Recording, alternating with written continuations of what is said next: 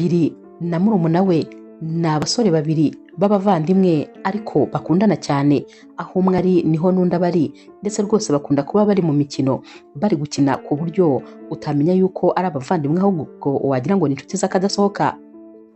Uyu munsi rero bari bagiye gukina ahantu bari gukina biyari. Aba bombi bari bishimye cyane dore ko nyine uwatsindaga n'ubundi ntibyababuzaga guhoberana, ntabwo rwose umwe yagiraga ishyari ko undi yaba atsinze.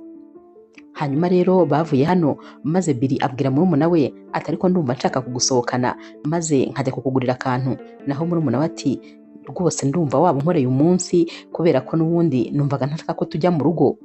Aba bombi rero bafashe imodoka ubwo nyine bari bagiye gusohoka.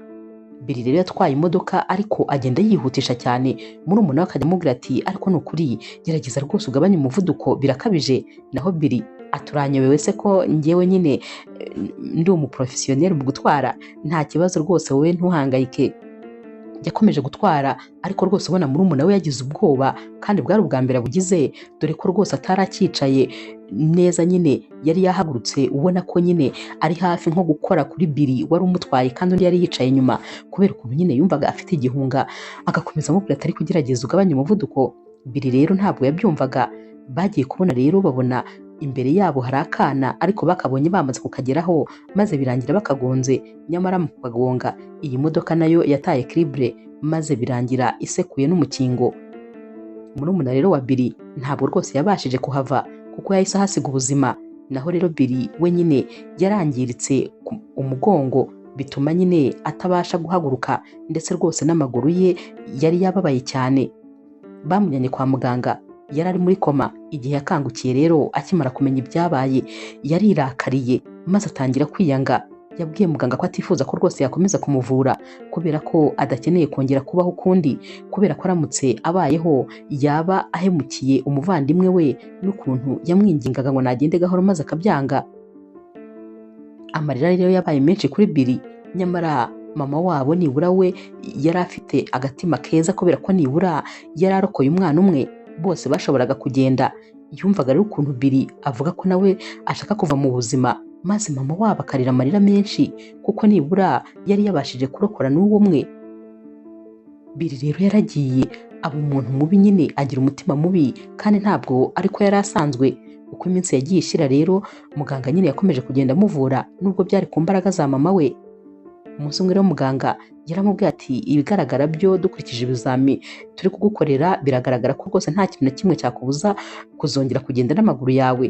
Naho Billy n'umujinya mwinshi ati ninde wakubwiye ko nshaka kugenda? Njyewe ntabwo nshaka kongera guhaguruka. Muganga ati ariko kubera iki ukomeza kwiha ibihano bimeze bityo? Naho Billy ati ndamutse mpagurutse nkagendera ku maguru yanjye naba rwose ntengushye umuvandimwe wanjye, nibura gutya nicaye muri aka kagare ntabasha gutambuka, nibura ni igihano. Numva ko nanjye ndi mu gihano kuko ntafite amaguru yanjye. Hanyuma rero ndamutse nongeye kuyagira ntabwo rwose nabyibabarira.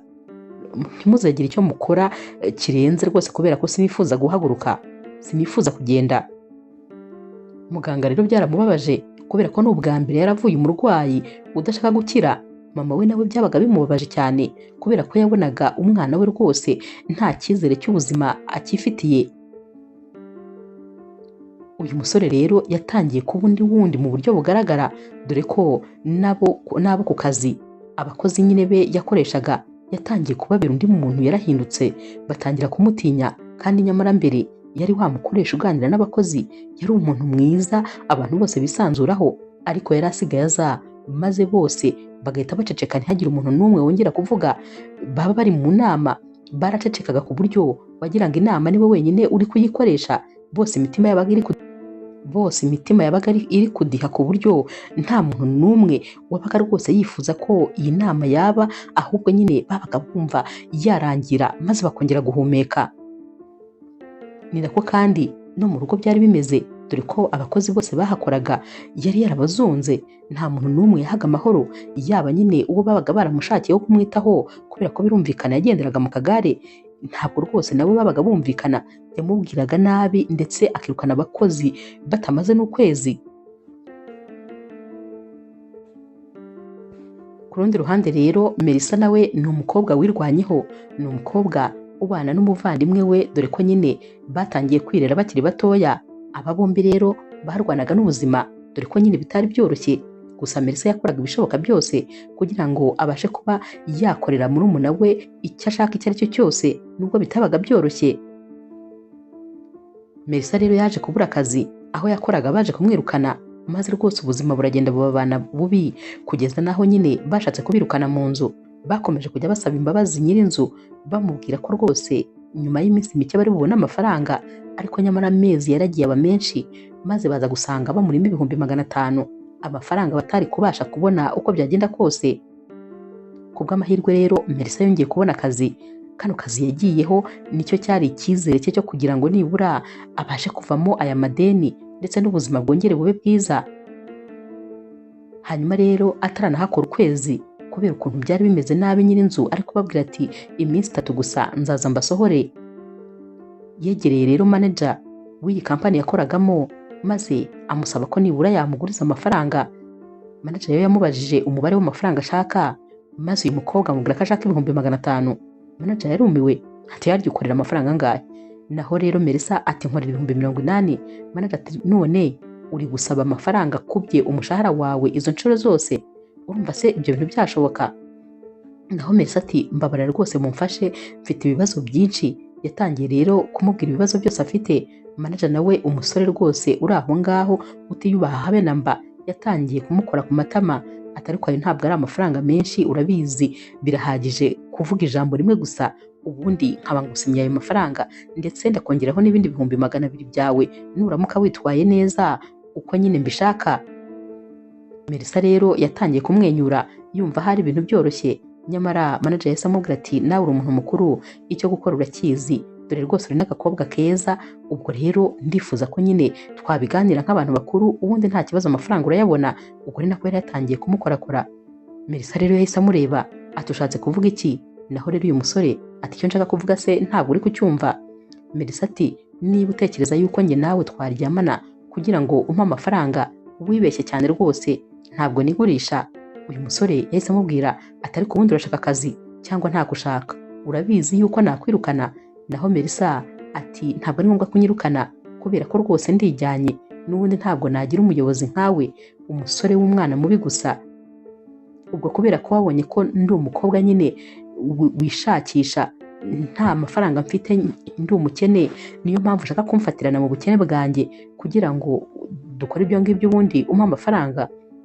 Ayo mafaranga yawe ntayo ngishaka, kandi ndabizi ko nawe uzabyicuza, kubera ko rwose iyo myitwarire ntabwo ikwiriye umuyobozi nkawe. Yamubwiye amagambo menshi ndetse rwose aranamwubahuka muri kano kanya. Manager rero yabuze ikintu cyo gukora, dore ko nawe isoni zari zamwishe. Uyu mukobwa yahise afata buri kimwe cye maze ahita ataha. Murumuna we rero amubonye yahise amubaza ati ariko se bigenze bite kandi ko ndeba uje kandi amasaha y'akazi atararangira? Naho rero Melissa ati ceceka, ibintu byose biri kugenda birushaho kuba bibi, tekereza ko ku kazi nyine. Yahise amubwira uko byagenze maze amubwira ko agasezeye.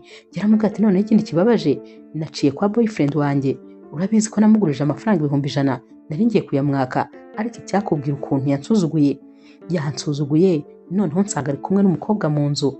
Yahise ambwira ngo impamvu ari kumwe n'uwo mukobwa ngo ni ukubera ko njye nigize umubikira, ngo kandi ngo ibyo ntabwo yabivamo, ngo amafaranga yanjye kandi nayo ntayari bume, ngo nimuvire aho ngaho. Yahise anyirukana nabi. Uyu munsi ntabwo ushobora kumva ukuntu wambereye umunsi mubi mu buzima. Naho murumuna we ati none se Melissa, ukaba wumva ibyo bikubabaje? Uribuka isengesho wasenze mu gitondo? Melissa rero yatangiye gutekereza. Naho murumuna we ati ibuka yuko wasenze maze ukabwira Imana ngo igukurire ibitagira umumaro mu buzima bwawe, ngo ndetse n'ibintu byose biri kugenda bitangira imigisha yawe Imana ibikure mu nzira. Hanyuma kuko utari gutekereza se ko boyfriend n'uwo mukoresha wawe nabo bari muri ibyo bintu byatangiraga imigisha yawe? Rwose ntabwo ukwiriye guhangayika. Melissa yabitekerejeho neza, atari kuzi ko ari byo. Ati nuko nyine buriya umuntu iyo ibintu bimubayeho bitamubuza kubabara, ariko ibintu mbwiye nibyo. Aba bombi rero bahise batangira kwiganirira, maze rwose ibingibi bahita banabyibagirwa, dore ko nyine babifashe nk'aho koko Imana yakuye mu nzira bidafite umumaro, ndetse ibyabuzaga imigisha yabo kubageraho byose Imana yabikuye mu nzira. Melissa yahise amubwira ati ibyo nta kibazo, reka ahubwo nkomeze nshakisha akazi, ndabizi rwose ko nzakabona. ndi umukobwa w'umuhanga ibyo byo ndabizi, gusa nyine ningera ku kazi ka nyako ndabizi ko nzagakora neza.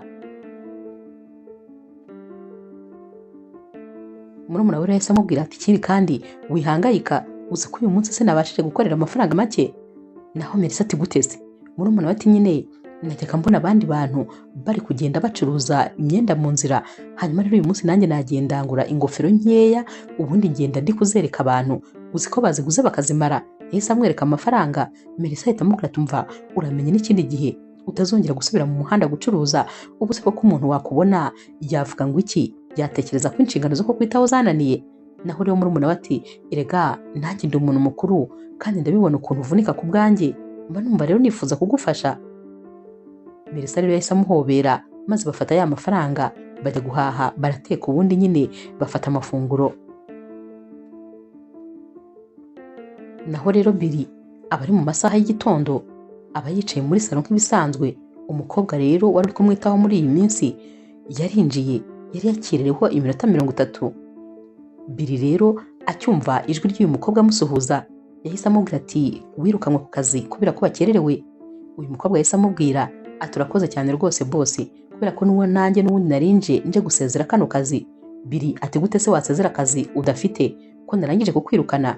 Naho uyu mukobwa ati wikwigora rwose, kubera ko n'ubundi aka kazi kari kandambiye, kuba hano ni nko kuba muri gereza.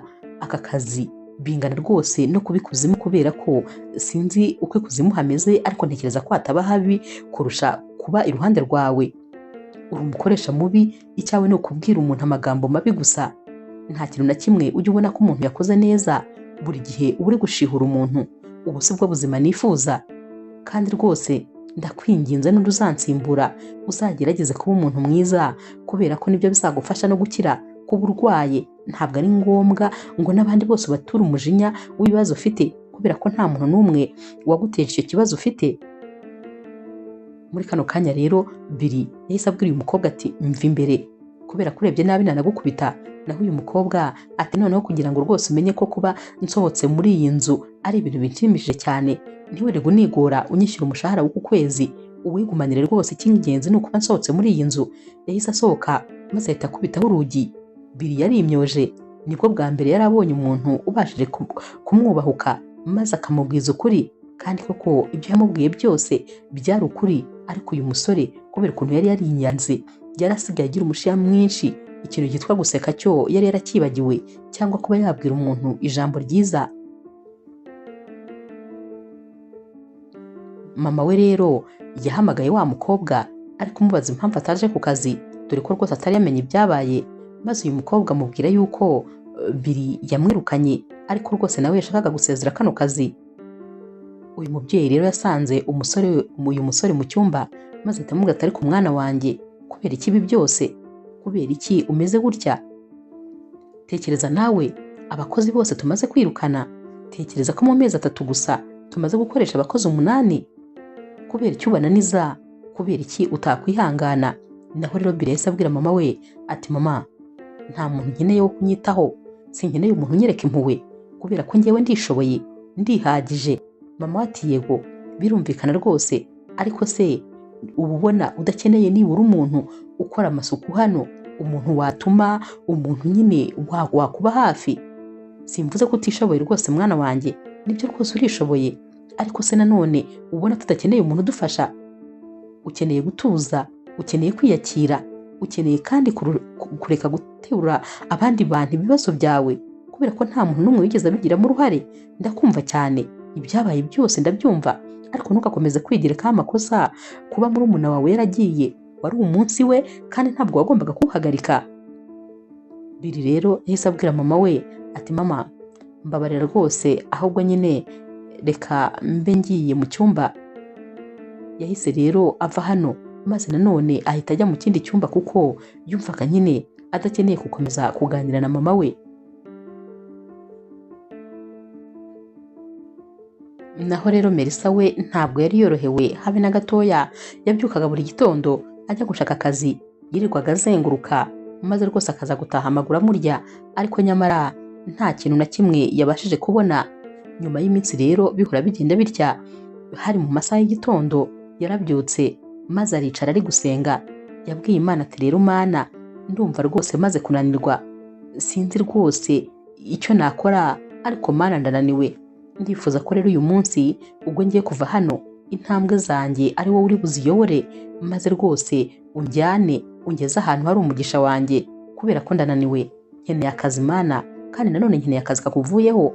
Ndifuza rero ko uyu munsi rwose uri bube umunsi wanjye wa nyuma, nirirwa nzenguruka nshaka akazi, kandi umpa akazi ka nyako, akazi k'umugisha. Yamaze gusenga rero, maze murumuna we ati ariko ubundi ko ndeba wazindutse bimeze bite? Naho rero Melissa ati ndumva maze kunanirwa, ndumva ndushye rwose, nkeneye akazi. Urabona ibibazo byose dufite, harabura gatoya ngo nyir'inzu atujugunye hanze, twaramwinginze inshuro nyinshi, sinzi noneho nagaruka ikintu nzamubwira.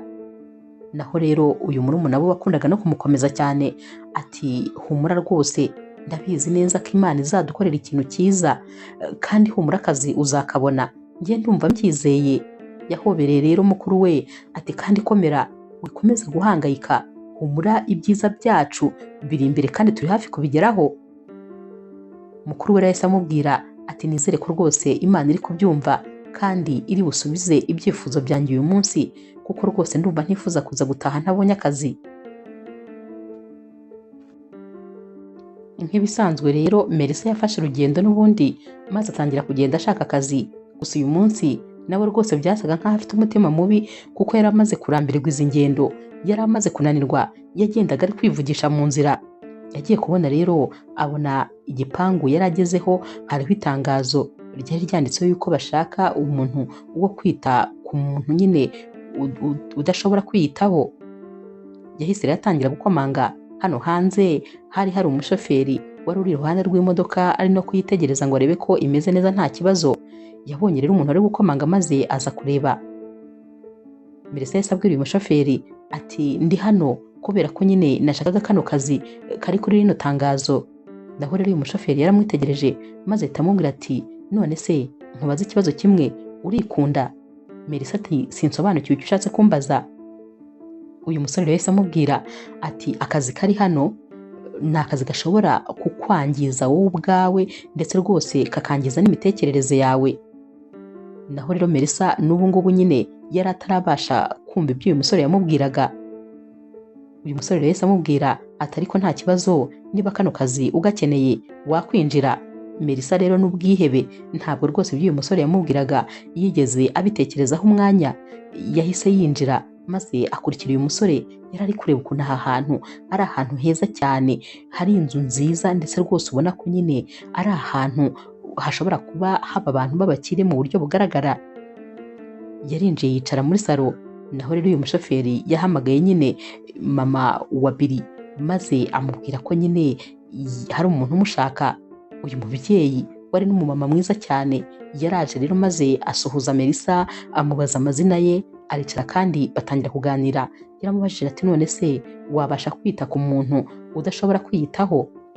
Melissa ati ndakeka ko nabishobora, kubera ko nubwo nyine ntari umuprofesiyoneri muri ibyo, ariko nkurikije ukuntu nitaye kuri murumuna wanjye kuva akiri mutoya kugeza uyu munsi, nkamwishyurira amashuri, ngakora buri kimwe cyose, nakoze akazi kose gashoboka kugira ngo abeho neza, njyewe ndemera mva mu ishuri. Ndakeka ko rero nta n'undi muntu n'umwe byananira kwitaho.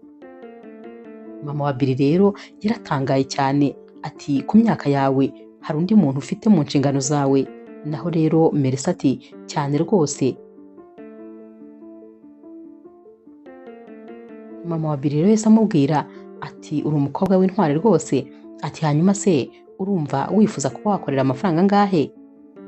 Melissa rero ari kuyatekerezaho, yatangiye nyine kudidimanga. Yari yayobewe umubare yavuga uwo ari wo. Yaramubwiye ati biramutse nyine mvuga rwose ayo nshaka nakabaye mvuga nk'ibihumbi 100, ariko nyine ndi kubyumva ko ari byinshi. Naho mama wa Billy yarasetse aramubwira ati oya, ayo mafaranga ni make cyane. Melissa rero yaramwitegereje ati ayo mafaranga ni make? Mama wa Billy ati cyane, kubera ko akazi ugiye gukora ni akazi kazagusaba umwanya, ni akazi kandi kazagusaba imbaraga z'umubiri ndetse n'imbaraga z'ibitekerezo. Ni akazi kandi kazagusaba kwihangana mu buryo budasanzwe. Jyewe ahubwo ndi kumva nazajya nguhemba 300,000. Melissa rero yarikanze ati 300, 100, 200, 300. Yarumiwe. Naho rero mama wa Billy ati cyane rwose ndumva ariyo mafaranga najya nguha, kubera ko kano kazi ntabwo ari akazi koroshye habe na gatoya. Ibyo byose rero Melissa ntabwo yari abyitayeho, icyo yapfaga kwari ukuba abonye akazi, noneho bakaba bagiye kumuhemba amafaranga atigeze arota mu buzima bwe. Melissa rero wari wumiwe yakomeje kubaza mama wa Billy ati none se ni bya mafaranga muzajya muyampemba ku kwezi? Mama wa Billy ati cyane rwose, ati ahubwo simbizi nyine igihe wumva azatangirira akazi. Melissa ati ndumva nshaka kugatangira nonaha, kuko rwose sinifuza ko wahindura ibitekerezo maze kano kazi ukagaha undi muntu. Yakomezaga rero abara ku ntoki 100, 200, 300 uyu mushahara wari wamutunguye. Mama rero wa Billy yahise amubwira ati nta kibazo ngaho nkurikira. Melissa rero yaramukurikiye maze mama wa Billy yinjira mu cyumba. Iki cyumba rero cyari cya Billy. Uyu musore yabaga yicaye ameze nk'irobo, ntabwo yabaga avuga, yabaga nyine ari nko kureba ahantu hamwe gusa, ubona nyine ko ari umuntu warakaye. Mama rero yahise amubwira ati muhungu wanjye wiriwe neza. Uyu musore habe rwose ngo anamwikirize, yahise amubwira ati rero ndi kumwe n'umuntu, nari nkuzaniye umuntu uzajya ugufasha. Naho Billy ati ariko mama, nakubwiye yuko nta bufasha nkeneye, nakubwiye ko rwose ntakeneye umuntu wo kumfasha. Naho rero mama we ati ariko rwose uramukeneye. Yahise rero abwira Melissa ati uyu rero niwe mukoresha wawe, reka nyine nisohokere maze umusigare muvugana, ahari muraza kumvikana. Melissa rero yumvaga ntacyo bimubwiye, yahise atangira rero gusuhuza Billy ati mwaramutse neza bosi. Naho rero Billy yaramwihoreye ntiyananyeganyega. Melissa yakomeje kumusuhuza maze rwose ziba inshuro 3. Billy rero yahise amubwira ati sinzi ibyo mama wanjye byose yakubwiye, ariko ibyo yakubwiye byose byibagirwe, kubera ko ntabwo ariko bimeze, njyewe nta bufasha nkeneye. Melissa ati ariko ntabwo umeze neza. Billy ati saba imbabazi gira vuba. Melissa ati mumbabarire rwose bosi. Naho rero Billy yahise amubwira ati hanyuma rero bibaye byiza rwose wagenda, kubera ko n'ubundi nta gihe uzamara hano. Melissa ati ariko kano kazi ndagakeneye, ntabwo rwose numva mfite gahunda yo kugenda. Billy ati ubwo nyine ni ibibazo by'amafaranga bitumye uri hano? Melissa ati cyane. Ati rega amafaranga ni ingenzi, kubera ko amafaranga niyo atuma abantu bazinduka mu gitondo maze bagata ingo zabo n'abana babo maze bakagenda, kubera ko nyine amafaranga ni ubuzima. Billy ati ushatse kuvuga se ko ikikugenza hano ari amafaranga gusa, kunyitaho bitarimo? Naho rero Melissa ati hoya, ntabwo ari byo mvuze, kubera yuko twese turakeneranye. Ndagukeneye kugira ngo mbone amafaranga, ariko nawe urankeneye kugira ngo ngufashe. Billy rero mu mujinya mwinshi yahise amubwira ati niba hari umuntu wakubwiye ko ngukeneye yakubeshye rwose, njyewe ntabwo ngukeneye, nsohokera mu cyumba gira vuba. Naho rero Melissa ati kano kanya se? Naho Billy ati hanyuma uratekereza ndi kuvuga ejo se? Yahise amubwira nabi cyane ati nsohokera mu cyumba gira vuba, ku buryo Melissa yanikanze maze agahita agenda afite n'ubwoba bwinshi. Mama rero wa Billy yabwiye Melissa ko n'ubundi agomba kubyuka aza gutangira akazi. Ati ntabwo byoroshye, si umuntu rwose woroshye kuba wabana nawe, niyo mpamvu nakubwiye ko bisaba kwihangana ndetse bisaba imbaraga z'umubiri n'iz'ibitekerezo. Gusa nanone nyuma y'iminsi azacururuka maze mumenyerane, ibintu bitangire kugenda neza. Wowe icyo ugomba gukora ni ukwihanganira buri kimwe cyose. Melissa rero nawe rwose wishakiraga akazi yahise abaza mama wa Billy ati none se kubera icyo wundi uriya musore ameze kuriya habaye iki? Naho rero mama wa Billy yaramubwiye ati buriya rero Billy ureba mbere yo gukora accident yari umusore utuje, umusore uhora yisekera, ndetse rwose bahoraga bibereye mu mikino n'umuvandimwe we. Hanyuma rero umunsi akora accident umuvandimwe we akayigenderamo, yahise yumva ko nyine byose ari we wabiteye, ndetse yumvaga atakabaye yararokotse iyi accident. Niyo mpamvu rero yatangiye kumera kuriya.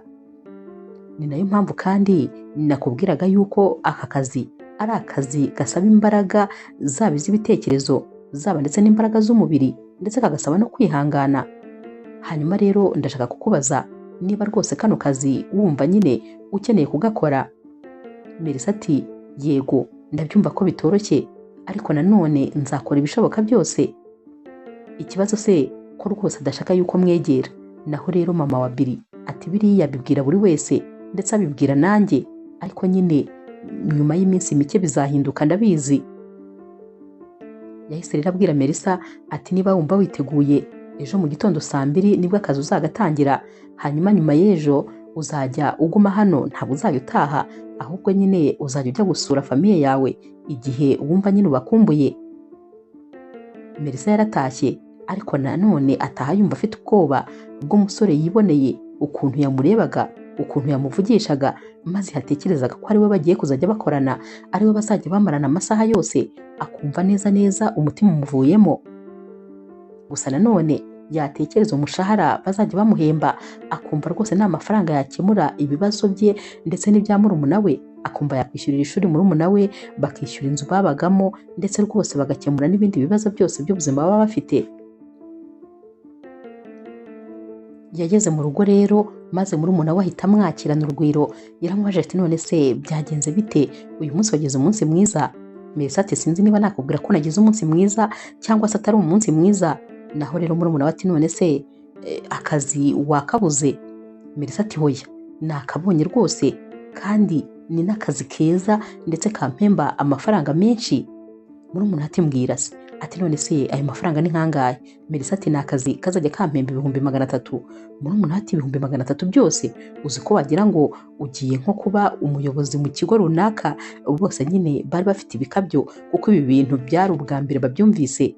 Naho rero Melissa ati tekereza ko noneho ari ukuzajya nita ku muntu urwaye, ariko ikibazo uyu musore nyine ntasinzi ko tuzashobokana. Yatangiye kumubwira ukuntu kose rero ameze, naho murumuna we ati oya rwose humura tuza, ndakuzi kandi ndakwizeye, uriya musore namara kubona ukuntu uri umwana mwiza azaca bugufi, humura uzabishobora byanze bikunze. Melissa rero aramubwiye ati simbizi ariko nanone kano kazi ndagakeneye uko byagenda kose. Murumuna we aramubwiye ati ahubwo duserebure kubera ko Imana yadukoreye ikintu gikomeye tutari twiteguye.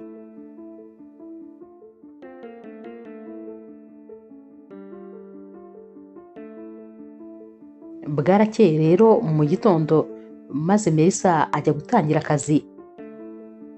Yaragiye rero yinjira mu cyumba cya Billy, gusa ntabwo yari yamenye ko harimo n'abandi bantu.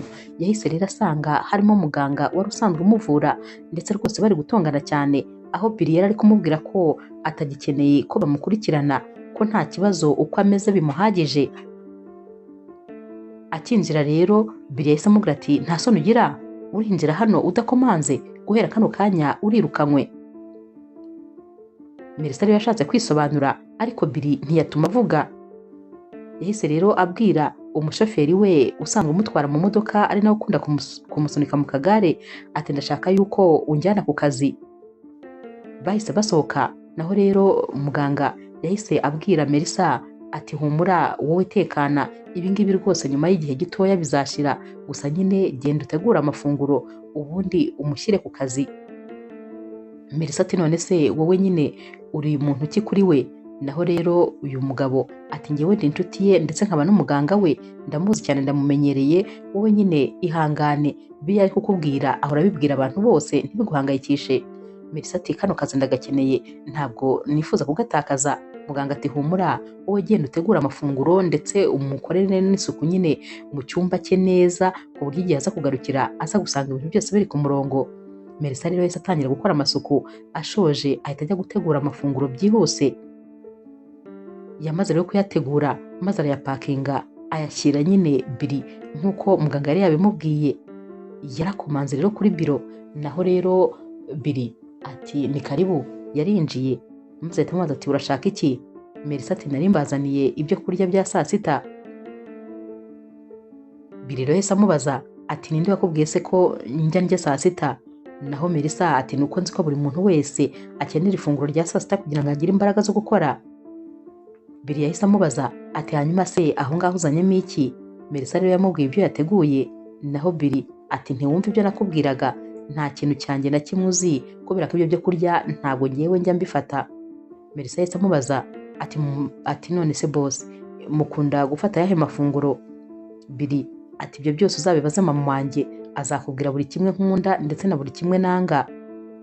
Melissa rero yahise yongera nanone amusaba imbabazi, ubundi nyine arasohoka. Melissa rero yagarutse mu rugo yababaye rwose, yahise rero akubitana na mama wa Billy mu gikoni agaruye bya byo kurya. Naho rero mama wa Billy ati igitondo se cyagenze gute? Naho rero Melissa ati nta kibazo cyari gihari, ariko namushyiriye ibyo kurya muri biro maze abinsubirishayo, ambwira ko ibyo nateguye atabikunda. Yahise abwira rero mama wa Billy ibyo yari yateguye. Naho mama wa Billy ati amakosa n'ayanjye, ntabwo nakubonye, mba nabikubwiye rwose. Ibyo byo kurya ntabwo yigeze abikunda na rimwe. Noneho nyuma ya agisida bye rwose byarushijeho, kuko n'ibyo yakundaga yarabyanze, aragorana cyane. Mama rero wa Billy yamubwiye noneho ibyo kurya akunda, amubwira ko yaza kubimutegurira ku ifunguro rya nimugoroba. Melissa yafashe umwanya maze ategura amafunguro. Hanyuma rero ku mugoroba Billy atashye amaze kwitunganya nyine, Melissa yamushyiriye ibyo kurya mu cyumba cye, dore ko atajyaga hasohoka. Naho rero Billy akimukubita amaso yaramubwiye ati mvana imbere, ninde wakubwiye ko nshonje? Melissa ati ariko nari nabateguriye noneho ibyo mukunda. Billy yahise amubwirana umujinya mwinshi ati ndavuze ngo mvana imbere. Melissa ati ariko se wagiye uvuga utavuga nabi ko rwose wagira ngo uba uri kudutura umujinya, nkaho ari twebwe ikibazo ufite cyaturutseho. Melissa ati ndi hano kugira ngo ngufashe, nta mpamvu rero na zimwe ufite zo kugira ngo umbwire nabi bingana gutyo. Uyu musore rero yaracecetse, maze Melissa ahita amubwira ati icyo wavuga cyose cyakumvikana, ariko nyamara utabwiye umuntu nabi bigezaho. Yahise yisohokera, maze uyu musore nawe asigara nyine abitekerezaho, uretse ko gusa wagira ngo ntabwo yari agifite umutima wa kimuntu. Nyuma y'iminsi mike rero Melissa akora muri runo rugo, yari ari mu gikoni ari gutegura amafunguro, maze telefone ye irasona. Yararebye asanga ni iya murumuna we, kuko yari yaramusize nyine muri ya nzu babagamo. Murumuna we yaramubwiye ati noneho nyir'inzu yambwiye yuko uyu munsi ari buze kudusohora mu nzu, ko ashaka amafaranga ye yatwihanganiye bihagije. Melissa rero yatangiye kugira ubwoba bwinshi, maze atangira nyine kwikubita ahantu hose, kwa kundi uri kuvuga uti aya mafaranga noneho ndayakura hehe? Yari ataye umutwe, ati ubuse koko ndabigenza gute? Naho rero Billy yinjiye hano mu gikoni bitunguranye rwose. Ageze mu muryango asanga uyu mukobwa ari kuvuga nyine ibintu wabonaga ko byamuteye ubwoba. Yabaye rero agumye aho ngaho, dore ko nyine yari yicaye mu kagare, maze aba yumva ibyo uyu mukobwa yavugaga. Uyu mukobwa yakomeje kubwira murumuna we ati noneho ndapfuye, aya mafaranga n'ukuntu amaze kuba menshi ndayakura he koko? Yumvaga rero nta gitekerezo namba rwose afite, sinzi ukuntu yakebutse, maze ahita abona Billy yarari hano mu gikoni. Yahise nyine yigira nkaho nta cyabaye, arihanagura, dore ko n'amarira yaratangiye gushoka, maze abika telefone. Naho Billy ati ikibazo ufite ni ikihe? Melissa rero yahise amubwira ati hoya nta kibazo boss, kubera ko ikibazo mfite ni ikibazo nyine cy'umuryango, ni ikibazo cyanjye bwite. Billy yahise amubwira ati nyir'inzu mu murimo amafaranga angana gute? Melissa rero yatangiye kudidimanga, dore ko buri gihe iyo yabaga ameze nk'ufite ubwoba yavugaga amagambo atari gusohoka. Billy yahise amuhereza telefone atakira, shyiramo nimero zawe za konte. Naho rero Melissa ati ariko ni ukuri tumurimo rwose amafaranga menshi, kubera ko ubu tuvugana tumugezemo 600,000, ni byinshi cyane rero. Billy ati shyiramo nimero zawe za konte. Melissa yafashe telefone ari gutitira hafi kuyikubita hasi, maze izi nimero arazandika. Billy rero yahise amwoherereza message. Melissa yumva message iravuze muri telefone ye, n'ubwoba bwinshi yaragiye afata telefone ye maze arebamo. Akireba rero yahise asanga amwoherereje 2,000,000. Yarikanze, ubwoba bwaramwishe, ati 2,000,000 zose? Ati aya mafaranga ni menshi cyane. Ati murakoze, ni ukuri. Yapfukamye hasi amushimira apfukamye, kuko yumvaga bimurenze, yumvaga ashaka nko kumuhobera, ariko agatekereza ko amukozeho noneho rwose yamwirenza. Byaramurenze rero avuga amagambo menshi cyarimwe atarekera. Naho Billy ati wivuga amagambo menshi, ayo mafaranga ndayaguhaye yose nyine uko ari 2,000,000, kandi ntabwo ngusabye kuzayanyishyura. ariko nanone kondisiyo ni imwe, ndashaka ko uhita ufata buri kintu cyawe cyose maze ugahita wigendera ntuzagaruke. Nanone kandi Melissa yari yumvise iyi kondisiyo rwose atayihanganira, yahise amubwira ati boss murakoze cyane rwose kuba mumpaye amafaranga kandi ahagije naba nifashisha, ariko nanone byerekeranye no kunyirukana byo ntabwo bishoboka kubera ko ntabwo ari mwe mwampaye akazi nagahawe na mama wawe, rero ni nawe ugomba kunyirukana, wowe nta burenganzira ufite bwo kunyirukana, aka kazi ndagakeneye kandi ngomba kukagumaho kuko mama wawe wakampaye, ngomba kumwereka ko rwose nari ngashoboye. Billy rero yarumiwe, nanone n'ubwa mbere yari abonye umuntu ubasha kumuhakanira ikintu amutegetse. Uyu mukobwa byarangiye rwose amuhakaniye kumwirukana, ndetse yahise anava hano maze ahita amubwira ati boss murakoze cyane, ni ukuri nzahora mbashimira ku bw'iki gikorwa munkoreye kubera ko aya mafaranga nari nyakeneye. Yagendaga anamusezera ari guseka asohoka muri kino gikoni. Billy rero yarumiwe kubera ko uyu mukobwa we noneho niwe rwose wari umushoboye. Umunsi rero wakurikiye Melissa yateguye amafunguro maze ayashyira nanone mu cyumba Billy. Akigerayo rero yasanze Billy ari gusoma ibinyamakuru, yamuteretse amafunguro imbere maze rwose Billy ntiyananyeganyega, yarakomeje yisomera ibinyamakuru. Melissa nawe arakomeza aramwitegereza, byamuteye umujinya rero maze ahita amwambura ibi binyamakuru byose, ahita abifata nyine arabipfumbata. Billy yahise amubwira ati ibi ni ibiki? Naho rero Melissa ati ndashaka yuko ufata amafunguro. Billy ati ariko se ubundi wagiye ureba ibikureba, kubera iki utwaye ibinyamakuru byanjye? Naho Melissa ati bindeba ni wowe kubera ko ni wowe kazi kanjye, ubwo rero ndi mu kazi kanjye kuko ngomba kumenya niba wafashe amafunguro. Tekereza nawe ko umunsi wose uba wiriwe nta mafunguro ufashe. Billy rero aramubwira ati ndashaka ibinyamakuru byanjye gira vuba. Naho Melissa ati niba ubishaka ngwino ubifate, kandi ubwo yari iri nko mu ntambwe 3, kandi nyamara uyu musore ntabwo yari yicaye mu kagare ke kubera ko noneho yari yicaye ku buriri. Yananiwe rero kuhaguruka kuko rwose ntabwo yari kubasha nyine kuhaguruka ngo agende, kandi n'akagare kari kari hirya ahantu atari gushyikira. Melissa yakomeje kubimwima maze Billy abona nta yandi mahitamo, yahise amubwira ati niba nyine ari uko nguko ubyanzuye reka nta kibazo mfata amafunguro. Melissa yahise aseka maze ahita amubwira ati ariko ukunda ibinyamakuru urukundo rudasanzwe, wemeye gufata amafunguro wari wanze gufata amasaha yose ashize? Billy rero yakozemo rimwe maze ahita amubwira ati ibi byo kurya ntabwo nabasha kubimira kubera ko birabishye cyane, uteka nabi bishoboka byose, ntabwo nabishobora.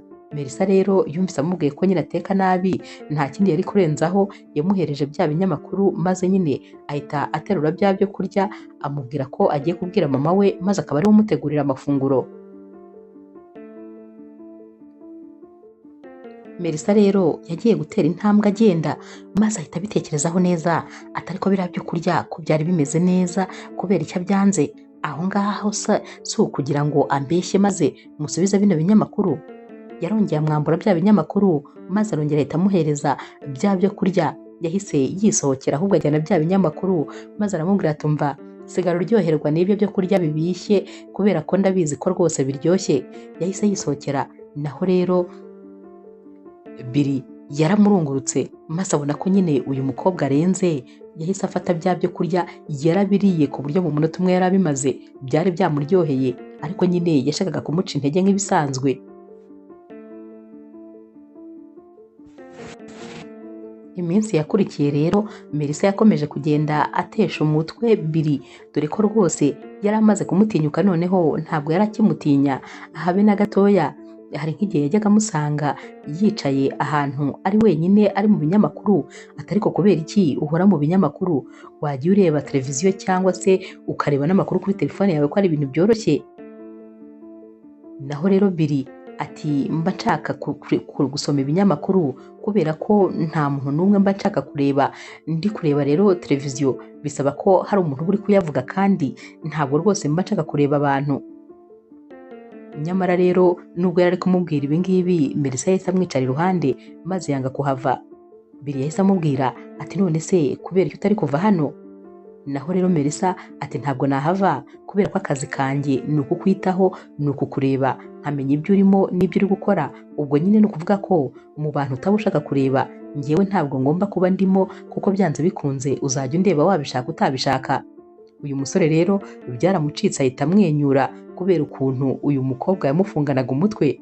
Naho Melissa wari uri kumwitegereza yahise amubwira ati wawu, mbega ukuntu useka neza, nakwishimira ko rwose iyo nseko wayihorana umunsi ku wundi. Bahise rero bajya mu nzu maze nyine bajya ahantu hari hari ibitabo by'uyu musore yakundaga gusoma. Melissa yatangiye kureba mu bitabo maze abonamo igitabo yakundaga cyane. Yabwiye rero Billy ati none se iki gitabo waragisomye? Naho Billy ati kubw'amahirwe makeya naragisomye, kubera ko rwose umwanditsi wacyo numvise atari umuhanga habe na gato. Yahoraga yibaza ikibazo kimwe kandi abizi neza n'ubundi ko ibisubizo azabona atari ibya nyabyo. Melissa ati ngewe iki gitabo naragikunze cyane, nuko gusa ntagize amahirwe yo kukirangiza. None se wamfasha maze ukakintiza nkajya ngisoma igihe mbonye umwanya? Billy rero aramubwira ati nta kibazo wagifata. Melissa yagiye gusohoka maze aramubwira ati hari ikindi kintu mwaba mukeneye se kugira ngo mbanze nkibazanire mbere y'uko nsohoka? Billy rero yatinze gusubiza maze Melissa ahita aza aramubwira ati none se boss, mwanyemerera mbere y'uko ngenda tukabanza tugasenga? Billy rero yaramwitegereje dore ko ayo magambo atari asanzwe yumva, ariko nanone aramubwira ati yego nta kibazo. Melissa yarapfukamye maze abwira Billy ati hanyuma rero ugiye guhumiriza, kubera ko amasengesho niko bigenda, abantu basenga bahumirije. Billy yarahumirije, Melissa nawe arahumiriza maze ahita atangira kumusengera ati Mana ndakwinginze ufashe uyu muhungu wawe, ukize umutima we, womore ibikomere bye, kandi umwigishe yuko kuba ariho kubw'impamvu. Akiri kuvuga ibi rero Billy yahise akanura maze atangira kureba uyu mukobwa nyine wari uri kumusengera. Yakomeje rero kumusengera ibintu byinshi ati umukomeze kandi rwose umuhe kwihangana no kwiyakira. Yamusengeye nyine ibintu byinshi bitandukanye, nyamara Billy yari ari kumwitegereza kubera ko agitangira gusenga yahise abumbura amaso. Mu kanya gato rero Melissa yari ashoje maze nyine ahita abwira Billy ati hanyuma rero muze kugira ijoro ryiza. Billy rero yasigaye atekereza kuri Melissa maze n'ubundi yongera kumwenyura. Ibi byari ibintu bimaze kuba inshuro nke gusa kuva nyine Melissa yagera hano, dore ko mbere y'uko aza ntabwo rwose Billy yari yarigeze yongera kumwenyura nyuma ya agisida. Na mama we ntabwo yari azi ko umwana we aseka nyuma ya agisida, kuko rwose ntabyo yabonaga. Umunsi wakurikiye rero n'ubundi nyine Melissa yaraje mu gitondo maze akomanga ku rugi rwa Billy. Billy rero yaramwihoreye maze hashize akanya ahita amubwira ati njira utaza kumenera urugi, kubera ko Melissa yari ari gukomanga cyane. Melissa rero yarinjiye nyine aramusuhuza maze ahita amubwira ati nari mbazaniye ikinyamakuru cyanyu. Billy yaracyakiriye maze ahita amubwira ati urakoze cyane. Melissa yaratunguwe maze ahita azamuhagarara imbere ari kumureba niba yaba ameze neza. Naho Billy ati urareba iki? Melissa ati niba numvise neza muravuze ngo murakoze. Billy rero yaramwihoreye maze ahita amubwira ati sohoka, urakoze kubunzaniye ikinyamakuru. Melissa byaramushimishije, yasohotse ari nko kumwenyura. Agiye kugera ku rugi rero Billy yarongera amuhamagara ati Melissa. Ni ubwa mbere yaramuhamagaye mu izina. Melissa ati karame boss. Naho rero Melissa yese nyine aza yegera Billy kugira ngo yumve icyo agiye kumubwira. Billy yaramubwiye ati wakoze cyane, ndagushimiye nanone kubw'isengesho rya nimugoroba, kubera ko rwose ryakoze kandi neza cyane. Nasinziriye neza bitandukanye n'indi minsi yose uko yajyaga igenda. Wakoze cyane. Melissa rero nanone byaramutunguye kuko yabonaga uyu musore wagira ngo noneho atangiye kugenda ahinduka buhoro buhoro. Ibintu byinshi bitajyaga bimubaho byari bitangiye kujya bimubaho. Byaramushimishije Melissa maze ahita amubwira ati ndishimye kandi ndanezerewe cyane rwose kubw'ibyo mumbwiye. Gusa nyine n'ubundi Billy ntabwo yajyaga ashimwa kabiri. N'ubundi yahise amubwira ati ngaho rero sohoka.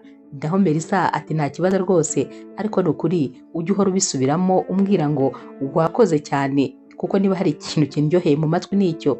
Billy ati sohoka agira vuba. Melissa yamaze gusohoka maze Billy asigara n'ubundi ari kumwenyura. Uyu mukobwa yaramusetsaga kuko mu buzima nibwo bwa mbere yari yarabonye umuntu w'umufungamutwe. Mama wa Billy rero nawe yatangiye kubona ko rwose umuhungu we atangiye kugenda ahinduka buhoro buhoro. Umunsi umwe rero yasanze Melissa mu gikoni maze ahita amubwira ati ndagushimira rwose ku kazi k'indashyikirwa umaze gukora, ndakabona n'amaso yanjye, ibikorwa birivugira, warakoze rwose, kubera ko umuhungu wanjye mba mbona hari impinduka kandi ikomeye. Ahubwo se mbwira, umuvandimwe wawe ameze ate? Naho rero Melissa ati araho ameze neza, ariga nta kibazo. Mama rero wa Billy yabwiye Melissa ati hari ikintu nshaka kuri bumunkirire, mbere yuko rero uri buze kujya kumureba uze kubanza unyureho maze ugifate nyine kugira ngo ukimushyire. Yamaze gusohoka maze Melissa arishima ati uyu mubyeyi gusa ni umubyeyi mwiza, simba numva ukuntu umuhungu we ari umunyamahane kuriya, kubera iki nibura nawe atameze nka mama we. Hanyuma rero ku mugoroba, kubera ko aribwo Melissa nyine yagombaga kugenda, yariteguye yambara agakanzu keza, ubundi nyine ajya kubwira Billy ko agiye kujya iwabo. Akinjira yahise asanga rero hariyo nyine na muganga bari bari kuvugana na Billy. Billy rero akimukubita amaso yahise amubwira ati ndabona rwose umeze nk'umukecuru wo muri za 60. Naho Melissa ati hanyuma se ubwo nibwo buryo bwo kumbwira ko nambaye neza nkeye? Billy ati ngewe ntabwo ndi kubona umukobwa ukeye, ahubwo ndi kubona umukobwa w'umukecuru wambaye imyenda nyine nk'iyo muri 60. Melissa yaramubwiye ati nta kibazo nabwo urakoze, gusa nyine niwo mutomo ubishye banteye kuva nabaho, ariko nta kibazo, nari nje kukubwira ko nyine ngiye mu rugo kureba umuvandimwe wanjye, ubwo naheje mu gitondo uze kurara neza ugire ijoro ryiza. Muganga witegereje uyu mukobwa yarabibonye neza cyane ko ari we ushoboye uyu musore wari warananiranye, maze rwose ahita amwenyura. Uyu munsi rero mama wa Billy ibintu yari yahaye Melissa byo gushyira murumuna we yari imyambaro myinshi, inkweto ndetse nyine n'ibindi bikoresho. Murumuna rero wa Melissa yaramubwiye ati ariko uyu mubyeyi ni umubyeyi mwiza, mba nibaza ukuntu uwo muhungu ujya umbwira ari umwana mubi bingana gutyo. Naho rero Melissa ati hoya, nawe ntabwo ari ubwana bubi bundi, ahubwo nyine ni ukubera ibintu byamubayeho maze kwiyakira bikanga. Naho ubundi rwose hari igihe amwenyura maze ugahita ubona ko nta bundi bugome afite, noneho icyakwereka ni bogari uwo musore, noneho aseka neza. Iyo asetse uhita ubona rwose ari ibintu nyine bidasanzwe.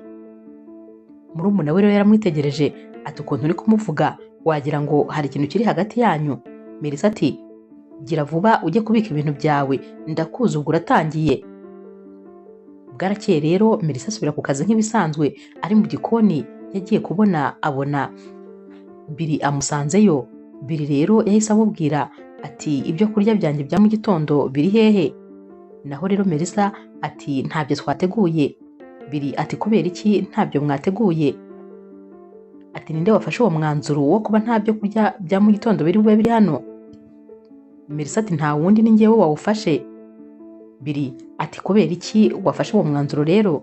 Naho rero Melissa ati nuko uyu munsi ntifuza kuri bufatire amafunguro hano. Yahise abwira rero Billy ati ndumva hari ahantu nshaka kukujyana maze rwose nkajya kugutembereza. Billy ati hanyuma se urumva ndi butembere n'ayahe maguru?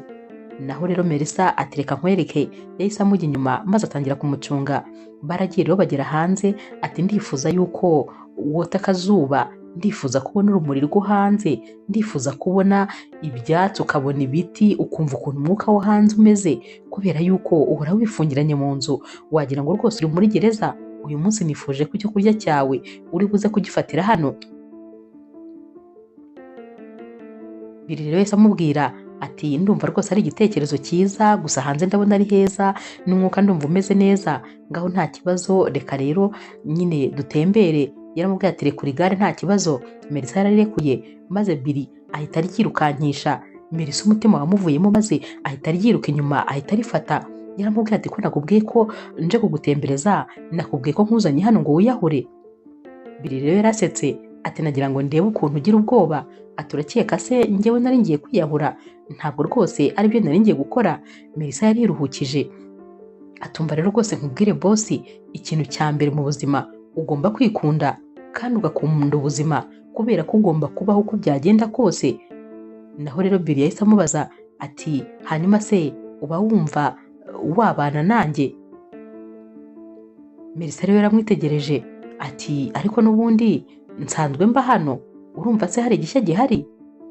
Billy yabitekerejeho gato maze ahita amubwira ati ngaho genda unzanire ibyo kurya byanjye bya mu gitondo. Melissa rero yahise amubwira ati gusa nizere ko utongera kugerageza kwiyahura. Billy rero aseka ati ntabwo rwose ibyo bintu nabikora. Melissa ati uzi n'ikindi, mba numva rwose iyi verisiyo yawe uko ukuntu umeze ariyo rwose nkunze kurusha ya yindi wari ufite, mba numva wahora wimereye gutya. Yaragiye rero amuzanira amafunguro maze Billy afatira amafunguro hano hanze, ariko kandi bari no kuganira. Melissa rero yaramubajije ati none se boss, umbabarire ntabwo ari ukwinjirira mu buzima, ariko nyine muri agenda yawe yari irambuye hari ahantu hari amafoto nkunda guhanagura, nabonye handitsemo itariki 15. Ziriya tariki ni iziki? Ubwo yari ari kumubwira nyine n'ukwezi. Naho Billy rero ati kubera iki wangiriye mu bintu nta ruhushya naguhaye? Melissa ati mumbabarire rwose bosi, amaso yanjye yarancitse arebamo kubera ko agenda yawe yari irangaye. Billy ati iyo ni itariki yanjye y'amavuko. Melissa yatangiye kubyina rero ati tuzayiserebura rero, ndongeye ndiye keke dore ko rwose binegereje, ndumva nishimye ntabwo ushobora kubyumva.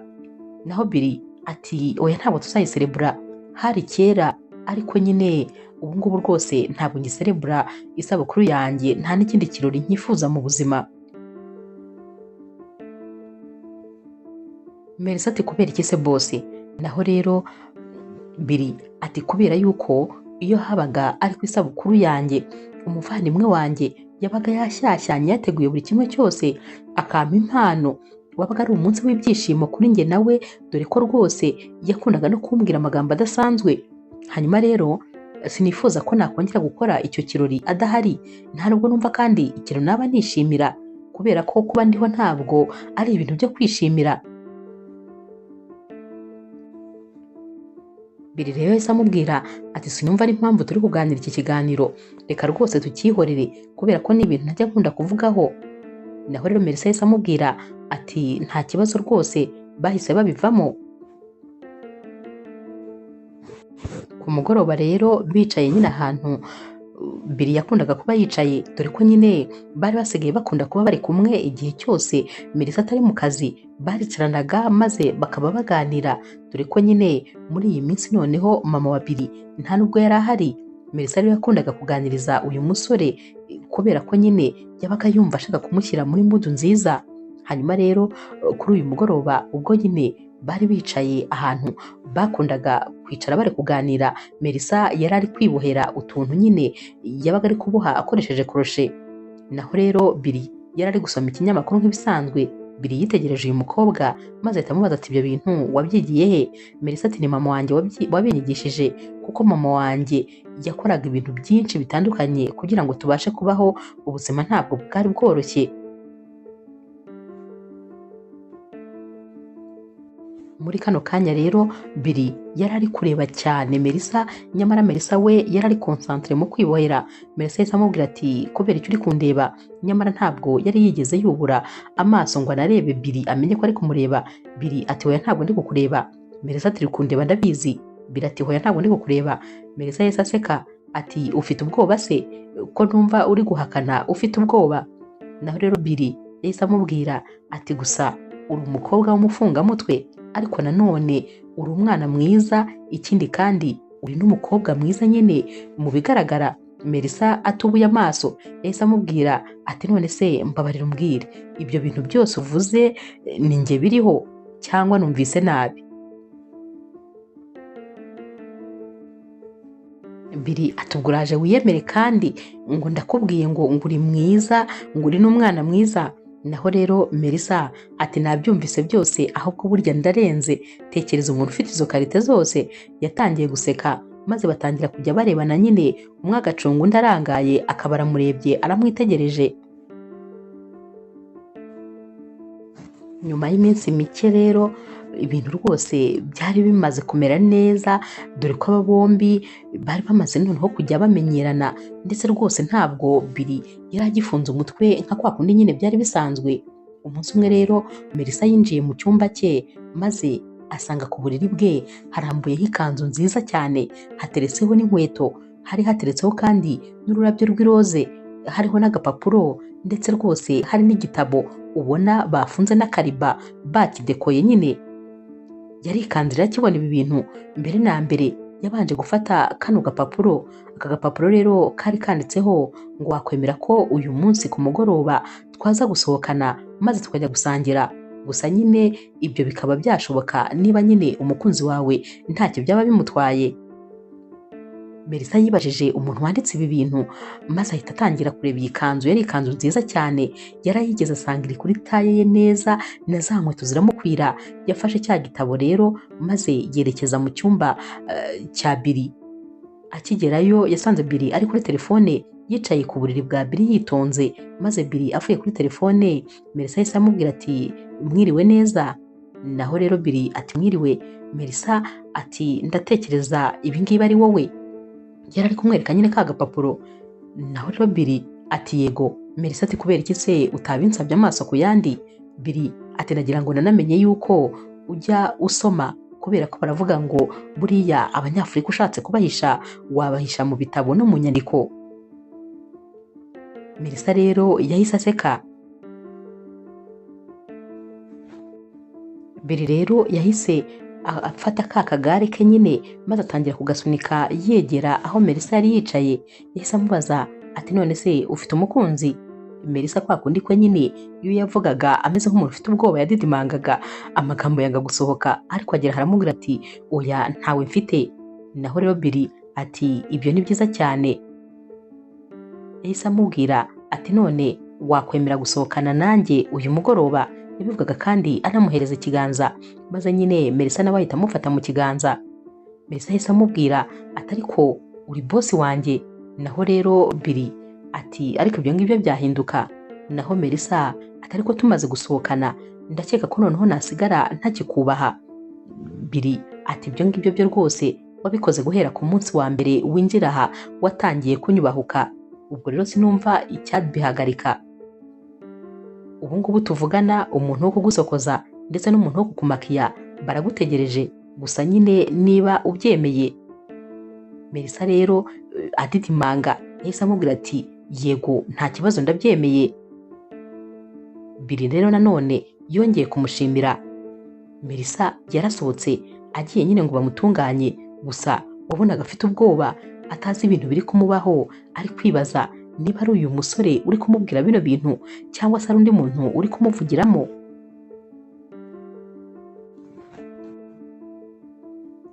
Amasaha rero yo gusohoka yarageze, maze nyine Melissa aritegura. Yaraje rasanga Billy we yamaze kwitegura kare, amutegerereje muri salo. Birakimukubita amaso, yaramurebye guhumbya biranga, ndetse rwose ubona ko atangaye. Uyu mukobwa yari yabaye mwiza mu buryo budasanzwe, dore ko bari bamwitayeho maze baramudekora koko. Billy yahise amubwira ati uri mwiza cyane, gusa nyine ntabwo nari nzi ko ari uku nguku usa. Naho Melissa ati byose ariko ni wowe mbikesha. Billy yahise amufata mu kiganza maze ahita amubwira tuzi ko ntari nzi yuko ufite amaso meza bimeze bitya. Melissa rero yagize isoni maze atangira kureba hirya. Naho rero Billy yahise amubwira ati noneho twagenda. Birumvikana nyine Melissa niwe wari uri kugenda asunika akagare k'uyu musore. Umushoferi rero yarabategereje hanze maze nyine arabatwara abageza aho bari bagiye, nawe aba yigendeye kugira ngo aze kugaruka kubatwara. Baricaye rero batangira gusangira, ndetse rwose batangira no kuganira. Uyu munsi byasaga nkaho Billy noneho rwose yabohotse. Yarebye mu maso rero Melissa maze amufata mu kiganza. Yaramubwiye ati none se wakwemera gukundana n'umuntu umeze nkanjye? Melissa ati ushatse kuvuga iki? Billy ati icyo nshaka kuvuga urakizi, ndabizi neza ko ukizi. naho Melissa ati oya, njyewe ntabwo njya numvira mu migani, ahubwo gerageza ubivuge mu magambo ya nyayo. Billy rero yahise amubwira ati wakwemera gukundana n'umuntu ugendera mu kagare? Melissa yaramubwiye ati hanyuma se kuba ugendera mu kagare utekereza ko hari icyo byaguhinduye? Uri umusore w'ibogari, uri umugabo ufite ibitekerezo bizima, uzi ubwenge, hanyuma rero ibyo nta kintu byaguhinduyeho habe na gitoya? Melissa rero amasoni yari yamwishe, naho nyine Billy we yari agikomeza kumureba mu maso kuko ubwiza bwe bwari bwamutangaje. Yahise abwira rero Melissa ati Melissa, none se wakwemera ko njye nawe dukundana? Melissa rero isoni zaramwishe nanone, maze gusubiza biranga. Billy ati njyewe ndagukunda, kandi rwose hashize iminsi ibyo bintu mbitekerezaho, kubera ko wahinduye byinshi mu buzima bwanjye. Uri umuntu watumye nongera guseka, ndetse watumye nongera kwigirira icyizere igihe nari narakibuze. Watumye ibintu byose nari nararetse nongera kubitekerezaho. Wahinduye byose rero, kandi uri umuntu w'ingenzi kuri njyewe. Melissa rero yaramwitegereje, maze ahita amubwira ati none se wabitekerejeho neza wumva ugomba gukundana nanjye? Naho rero Billy ati cyane rwose. Melissa ati hanyuma rero ntakubeshye, uri umusore w'ibogari, uri umusore mwiza, ndetse nta mukobwa n'umwe utakwifuza gukundana nawe, ariko nanone ikibazo cyawe ni kimwe gusa, ufunga umutwe cyane, kandi sinzi ko nabyihanganira, kubera ko njyewe nifuza gukundana n'umusore uri romantike, umusore udakomeza ubuzima, wa wundi tuganira tugaseka ibintu byose bikaryoha. Naho rero Billy ati uwo wifuza ko mba we niwe ngomba kuzaba we uko byagenda kose. Kano kanya rero Melissa yahise amubwira ati mbwira rero niba wumva witeguye, kubera ko hari ibintu ndi bukubwire nkwifuzaho, niwumva wabishobora ubwo rwose njye nawe turetse dutangira gukundana, cyane cyane ko nanjye iyo nkurebye ubundi mba mbona uri umusore nakunda uretse ibyo nkubwiye gusa. Billy rero yahise amubwira ati bimbwire rwose nta kibazo. Melissa yaramubwiye ati icya mbere ndashaka yuko uhindura ibitekerezo, maze nyine ukazizihiza aniveriseri yawe. Icya kabiri ndashaka ko wemerera muganga agakora ibishoboka byose, maze ukongera guhagarara ku birenge byawe bibiri. Billy rero yahise amera nk'ushaka kurakara, nyine yumvise ibi bintu byo bisa nkaho rwose atabyemera. Naho Melissa ati sinakubwiye ntabwo witeguye kujya mu rukundo, kandi nta nubwo nkunda, kuko uramutse unkunda wakwihanganira ibyo bintu ndi kugusaba, ntabwo ari ibintu bikomeye. Billy rero yabitekerejeho gatoya, maze ahita amubwira ati urukundo ngukunda nakwihanganira buri cyose, nubwo ibyo bintu bikomeye cyane, ariko nanone ndabikwemereye ko ngiye kubigerageza. Aba bombi rero bitonze bahise begerana, maze baba barasomanye. Byari ku nshuro yabo ya mbere. Billy yahise abwira Melissa ati biratangaje, imyaka yose nari maze nta mukobwa n'umwe numva yanyegera, nyamara wowe naragukunze, maze ibintu byose najyaga nangira abandi, wowe ahubwo ntangira kubikwemerera. Sinzi ikintu wakoreye, mbese ntabwo nzi ikintu wazanye, kubera ko nta mukobwa n'umwe wajya gutinda mu rugo iwacu, ariko wowe ibintu byose wambwiraga nabikoraga uko ubishaka. Melissa rero yahise amubwira ati ni ukubera ko njya kuza iwanyu nabanje kubisengera, buriya rero iriya cyari icyerekezo cyanjye, ariko nanone Imana yari yakingeneye ku buryo nyine byari by'umugisha kuza muri ruriya rugo, nubwo bitari byoroshye, ariko nanone nari mpafite umugisha, niyo mpamvu rero utigeze ubasha kunyirukana.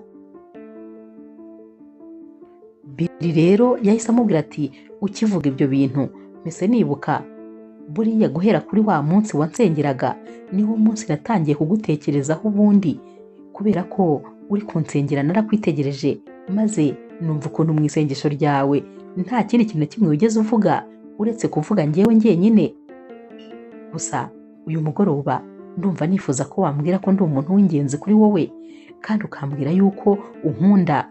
Melissa yaramubwiye ati ndagukunda, kandi ndakeka ko maze kubikwereka muri kano kanya, kubera ko nta wundi musore n'umwe twigeze tubasha gusomana, ndetse n'umukunzi wanjye twakundanaga mu hashize nicyo cyadutandukanyije, ngo kubera ko yabonaga ngo nitwara nk'umubikira. Kano kanya rero Billy yarasetse, yarasetse rwose maze biramurenga. Nanone kandi Melissa yongeye kumubwira ati uku nguku umeze niko nifuza ko wazajya uhora umeze. Baratashye rero ibyishimo byari byose, nta kindi bari bari kuganira uretse nyine ibiganiro by'urukundo. Iminsi yakurikiye aho Melissa yabaga ari ni naho kandi Billy yabaga ari kumuganiriza, bari kuganira amagambo y'urukundo nyine. Aba bombi bari baryohewe rwose.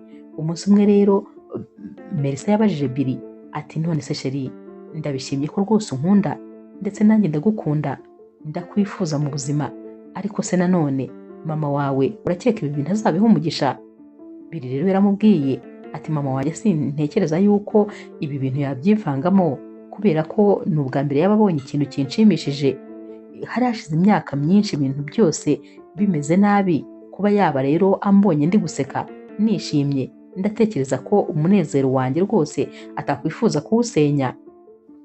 Melissa ati ariko wibuke yuko naje iwanyu nje gukora akazi, wibuke ko ntari ku rwego rwawe habe na gatoya.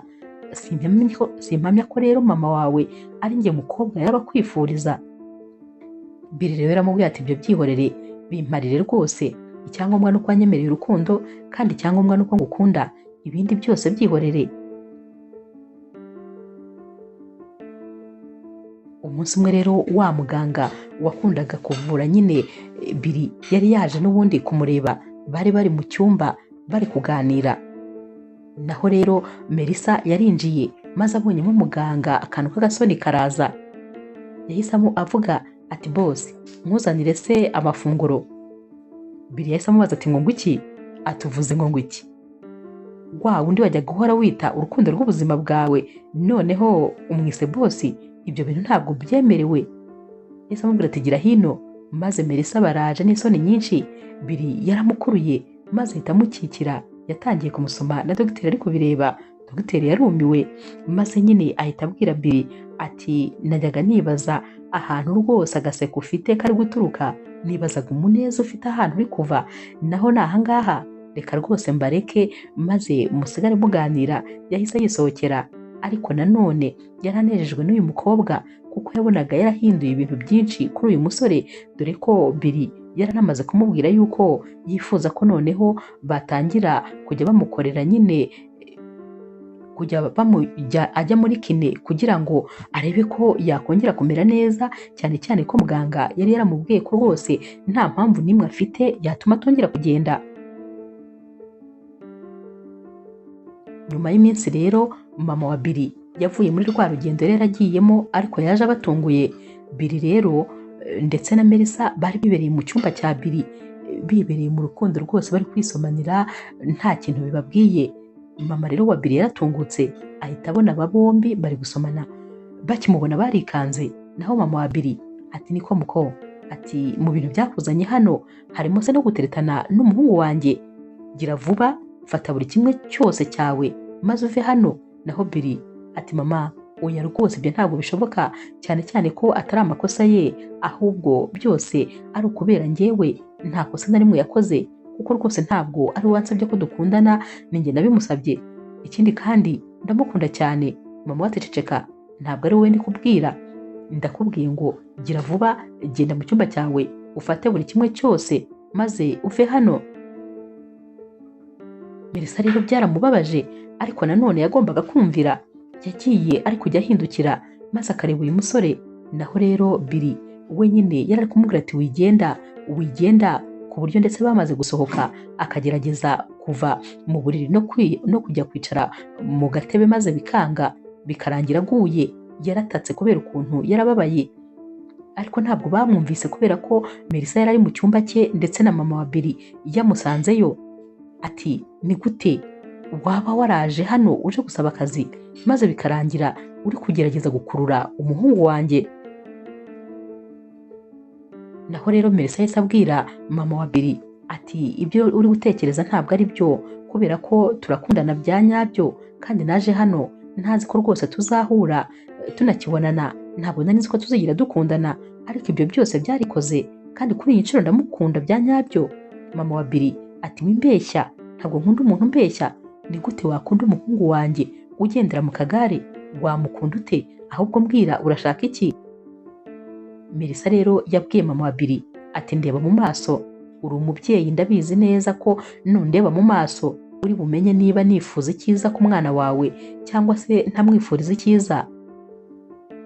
Mama rero wa Billy yitegereje uyu mukobwa, maze uyu mukobwa yongera kumusubiriramo ati Billy, ndamukunda n'umutima wanjye wose kandi mukunda urukundo rwa nyarwo, niteguye gukora buri kimwe cyose. Naho rero mama wa Billy yaramubwiye ati ngwino tugende. Yahise amufata mu kiganza maze bagenda berekeza mu cyumba cya Billy. Bakigerayo rero bahise basanga Billy yaguye hasi ari kwigaragura. Melissa yahise yiruka maze ahita amwegura ati wabaye iki Rukundo, bigenze bite? Naho rero Billy yari ari gutaka, baramweguye bose maze bamwicaza muri ka kagare. Melissa ati kubera iki wakoze bino bintu? Billy ati nari ndi kugerageza kubuza mama wanjye kukwirukana kuko sinashakaga ko nsiga, sinshaka gusubira muri bwa buzima nari ndimo, mfite umunezero kubera kuri hano, sinshaka ko wongera kuhava. Mama ati umbabarire mwana wanjye, ntabwo rwose nkwifuriza ikibi kandi nanjye nabibonye ko nari nibeshye. Nibyo rwose Melissa aragukunda, ndetse yabivugaga ari no guhobera Melissa ati mwana wanjye umbabarire ko rwose nari mpubutse, ariko nanone ndashaka kugusaba ikintu gikomeye, uzite ku muhungu wanjye, uzakore buri kimwe cyose yifuza kandi uzamufashe kuva muri iyi ntebe yicayemo. Ubwo icyo yashakaga kuvuga Melissa yari yamaze kucyumva kuko ari cyo yari yarahakaniye abaganga. Icyo mama we atarazi ni uko Billy yari yaramaze kwemerera Melissa ko azemera, maze abaganga bagatangira gukora ibishoboka byose kugira ngo yongere guhagarara ku maguru ye. Melissa rero yabwiye mama wa Billy ati ndagusezeraniye rwose nzakora buri kimwe cyose gishoboka. Ibyishimo rero muri runo rugo uyu munsi byari byose. Mama wa Billy yari yishimiye ko umuhungu we nibura yabonye umuntu umukunda bya nyabyo, ndetse akaba ari nawe uri kumufasha guhindura ubuzima. Naho rero Billy yari yishimiye ko mama we nawe ahaye urukundo rwabo umugisha. Hanyuma rero ntibyatinze, kuri anniversaire harageze. Melissa yabwiye mama wa Billy ko bagomba kumutegurira anniversaire. Mama we rero ntabwo yabyumvaga.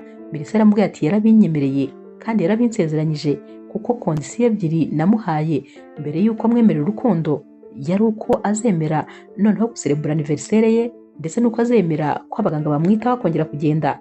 Mama we acyumva ibingibi byose yaramuhobereye maze ararira ati mwana wanjye, ibyo bintu byari byarananiye inshuti ze, byarananiye nka mama we, warakoze cyane kuza mu buzima bwacu, uri umugisha kuri twebwe.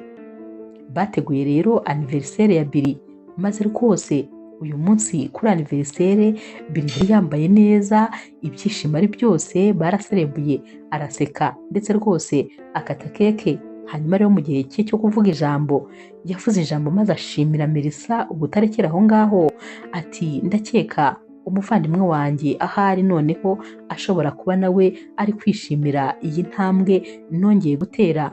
Ubu ngubu nibwo namaze kumenya neza ko bishoboka ko atari yishimiye ubuzima nari mbayemo. Yahoraga yifuza yuko yambona nseka, ariko nyamara iyi myaka yose nari nyimaze ntaseka, nari nyimaze ntishima. Ndakeka rero ko rwose umuvandimwe wanjye ashobora kuba yarongeye kuba proud yanjye. Gusa ibyo byose ndabikesha Melissa. Yahise rero amubwira ati igira hino Melissa, warakoze kuza mu buzima bwanjye. Ubwo nyine abantu bose bari bacecetse, hari kuvuga uyu musore wenyine. Yatangiye kubabwira rero ukuntu yakunze uyu mukobwa ndetse akamukunda n'umutima we wose, ukuntu ari we wahinduye byose mu buzima bwe. Yababwiye ko rero yifuza ko uyu mukobwa bari kureba hano ari nawe kandi waza umugore we w'ahazaza. Akivuga ibi ngibi yahise abwira Melissa ati Melissa, ndashaka kundeba witonze. Naho rero Melissa yamuhanze amaso. Muri kano kanya rero uyu musore yatangiye gushaka guhaguruka muri ka kagare yari arimo buhoro cyane. Melissa agiye kumufata n'ubwoba, Billy yahise amubwira ati hoya ndeka nta kibazo. Yakomeje gushyiramo agatege ari kugerageza guhaguruka, maze birangira ahagurutse ndetse ahagarara ku maguru ye abiri.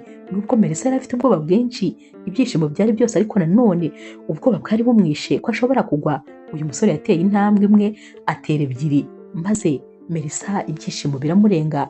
Na mama we na muganga, abantu bose barishima hano. Yahobereye Melissa ati ibi byose ni ukubera wowe. Iyi rero niyo mpano ya aniveriseri umpaye.